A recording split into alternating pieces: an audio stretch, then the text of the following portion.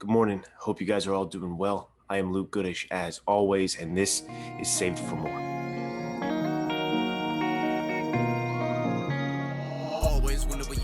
So in last week's Coffee Talk video, I mentioned a call to action to all of you, and that was to pick a film that really speaks to you, right? A film that you absolutely love that just hits you in that right way. And take notes on it next time you watch it, right? Be very intentional while you're watching it to see what about this speaks to me? What is it saying to me? Because as John Eldridge asserts, like once a man gets closer to the art that he loves, gets a better understanding of the characters and the stories that he loves, he gains a better understanding of himself. He can know who he is a lot more clearly. And so I did the same thing. I recently watched a film and I took notes on it. I talked about in that Coffee Talk video that this is a practice I like to do a lot. I'm really interested in narrative. I'm a writer myself, and I find it one of the best ways to do self-discovery and journaling and all that is to watch a film and grab some lessons and some prompts and some ideas on what I'm trying to explore in myself. So I want to present 3 lessons from this film I watched in full bloom. It's an incredible boxing film that if you haven't seen, I highly recommend, especially if you're a fan of combat sports films. To me, this is the best combat sports film since Warrior. Hopefully this video inspires you to go watch that entire film. So let's get started with lesson number 1 about confidence versus ego. This film takes place in that World War II era, and you have a Japanese light heavyweight champion, and you have an American light heavyweight challenger leading up to a fight. So this film takes place in the moments essentially before that fight takes place. And you get to see the two men's journeys from different angles, different points of views. And in the Japanese champion's point of view, you get to see some of his training camp, which is led by this master who's out there in the wilderness that the fighter had to go literally trek like Batman Begins style through the wilderness and survive to find. And once he found him, that master took him on and started to train him. And one of the first lessons they have, one of the first training sessions they have, the master keeps slapping him in the face, slapping the boxer every time he does something. And the boxer says to him, "You have to stop slapping me. It's emasculating. Don't do that." And the master gets down and gets down to the boxer's level and says, "From now on, ego is your biggest enemy." And then he goes on to describe the difference between ego and confidence. Because confidence is an absolutely necessary factor when it comes to achieving anything in life. You need to have that to bring you into the lion's den, right? You need to have confidence. But what is the difference between confidence and ego or cockiness? Let's see how this film describes that. The master says that an ego needs praise, attention, and admiration. Confidence is the true belief in your skill set and yourself. For me, this brings to mind the expression that a wise man speaks because he has something to say, and a fool speaks because he has to say something. It's a very interesting lesson and a dichotomy to familiarize yourself with, because you're absolutely, as I said, going to need confidence if you want to do anything. But the ego is sort of an enemy of that, and it can keep your heart from being in the right place.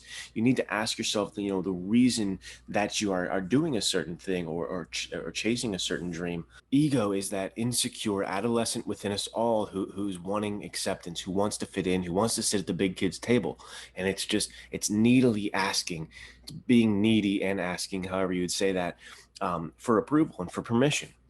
Where confidence is a true, as he said, a true belief in who you are, a true belief in your skill set. It's competence. That's what I've always said. And if you go back to my video on confidence in the early stages of this channel, I discussed that I don't think confidence is something that you can just fake until you make, or just manufacture, or just get.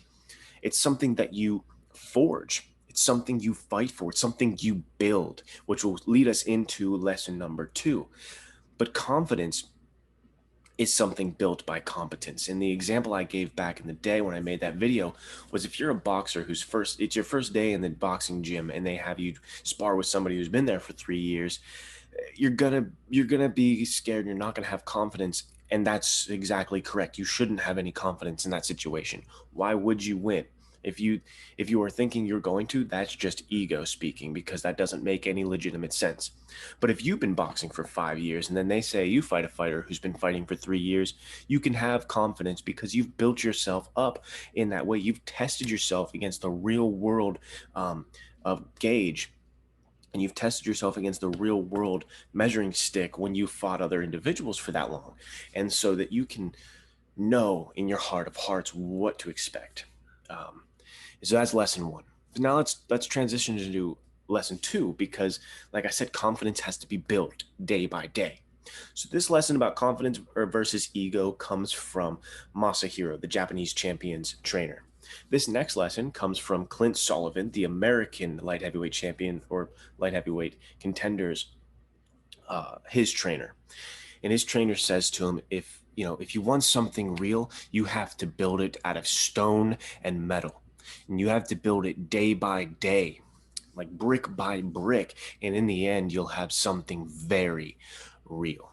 The filmmaking plays into this lesson because the direct scene right after that, it cuts from that incredible speech about being real and building it with stone and metal and going day by day, brick by brick, building it up for real. It jumps right from that to a shot of Masahiro, the Japanese champion, training, running through the snow, pushing his lungs past their pain points so that he can find that confidence in them in the fight, right? He can trust his cardio, he can trust his lungs and his legs in the fight, because he's not just hoping, he's not saying ego, oh, I'm the champion, I can do this, I can kick this guy's ass all around town, no problem. Ego in this sense would be saying, oh, of course I'm going to beat him, I'm a better fighter, I'm Masahiro, I'm the champion, I'm undefeated, I'm incredible. But confidence is what he was doing. He was building confidence by testing himself and training hard. And that's why boxing is such a beautiful metaphor for life, and how narrative can use it in such a way to have these beautiful allegories for our everyday existence, where whatever we want to build, whatever we want to achieve in life, right? In the boxing story, they want to win a fight, right? In any kind of boxing novel or film, they want to win their fight. Whatever that fight is for you in your life, you can take these analogies where we might not necessarily have a training camp where we are running through the snow and burning our lungs out and trying to gain confidence in our abilities to win this fight. But we're doing that same thing on the testing ground of life, right? We do have to push ourselves, and we have to find our struggle, and we have to get out there and push past our pain points, and we have to build it in a very real manner where there's not going to be anything to take us through. There's going to be nothing to carry us to that victory. And that's why if you want to get anything in life, if you want to achieve anything at all, you're going to have to build it brick by brick in the real world. You're going to have to make it out of stone and metal. It's not theory. This is what I've been talking about lately, right? It's not theory. It's not thoughts. It's not head knowledge. You have to get out there. You have to be a man in the arena. You have to be truly out there building your skills in a tactile manner. We all want to be that guy, but you cannot just be that guy. You have to be that guy. You have to live as that guy. You have to forge that guy. This is why I'm starting to do these calls to action in all of my videos, because I'm sick of just head knowledge, talk to you about stuff. We need to build ourselves in that real world. We need to get back to the stone and metal. We need to get back to building brick by brick who we want to be. So, last week I had a call to action about the heart, because I do mind is Monday, body is Wednesday, and heart is Friday. That's how it's going to be. So today, you can bet at the end of this video, I'm giving you a call to action, and that call to action is going to be for the mind. Lesson 3 happens at a very pivotal moment in the film, very near to the climax, and it's a very important conversation that the Japanese champion's trainer has with him. And in this conversation, he discusses the difference between the Japanese culture and the American culture. And the trainer describes what he very much so respects in the American culture. And he's sort of honoring what the American culture has to offer. And in this scene, there's a beautiful lesson on a philosophy of life that you can pick up on. And it's not limited to being an American, right? It doesn't have to be limited to region or nationality or anything like that. It's a philosophy that America espoused to become what it was. It's a mindset. It's a belief. It's a, as he says, a country built on the resistance of limitations. This trainer says that the American philosophy, the American spirit, is built on freedom. It's free. It's a place of new dreams and hopes and ideals.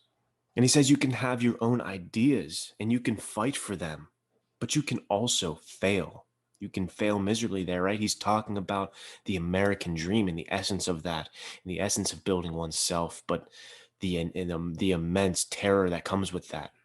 How if you're going to step out onto that journey, onto that path, you can fail and you can fail miserably. There's no safety net there as well. It's like the founding of the lands themselves. When the explorers came over, they didn't know what they were getting themselves into. When you had to fight for the land, it was a brutal test.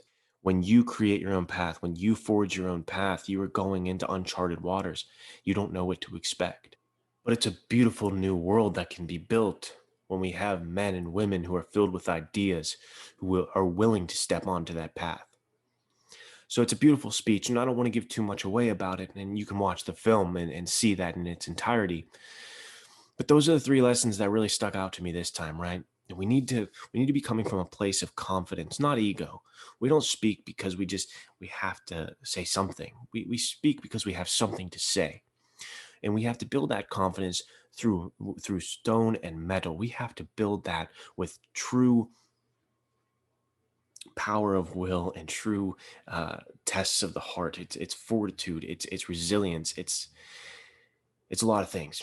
And three, we have to have that courage to get on the path and forge new land. We have to be willing to take on that American spirit that resists limitations, that fights for new ideas and new land, and takes the hero's journey and is willing to take that path towards something new. I hope you guys enjoyed this video. If you did, please like, subscribe, share it, do whatever you can to help the algorithm pick this up and send it to who needs to see it.